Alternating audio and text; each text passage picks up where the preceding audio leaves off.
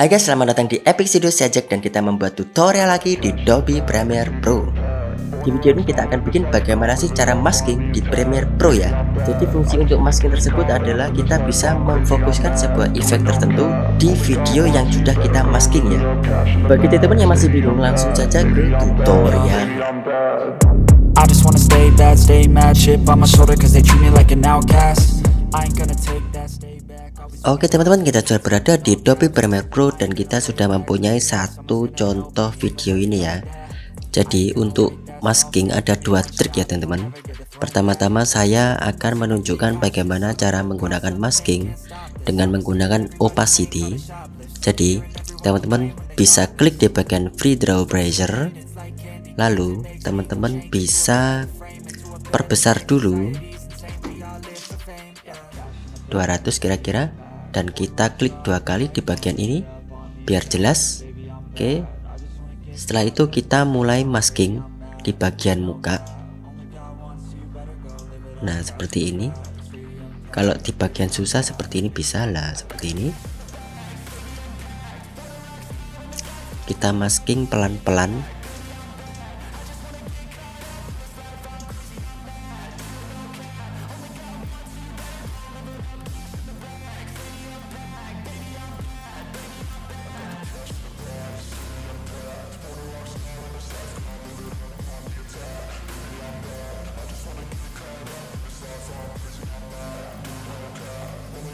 Oke, setelah kita selesai masking, maka akan otomatis terpotong backgroundnya ya teman-teman.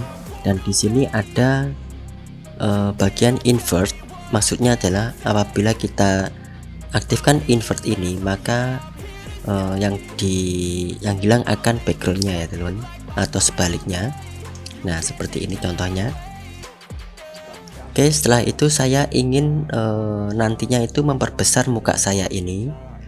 Jadi saya ingin merunning dulu masking secara otomatis dengan cara kita klik bagian track selected masking forward. Nah kita klik aja bagian ini, maka akan otomatis dia akan bekerja.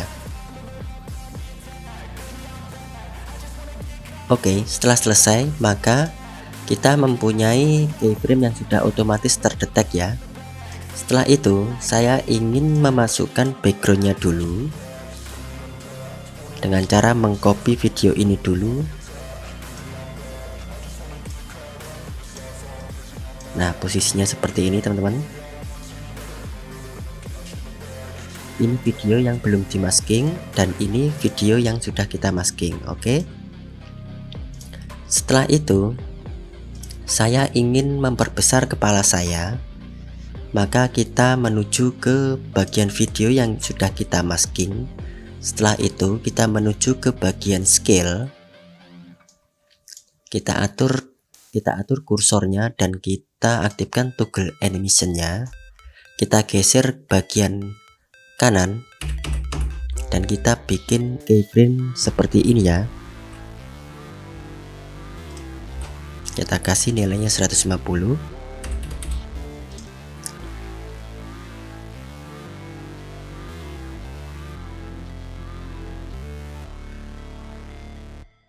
Dan yang terakhir 100. Oke, maka hasilnya seperti ini teman-teman. Nah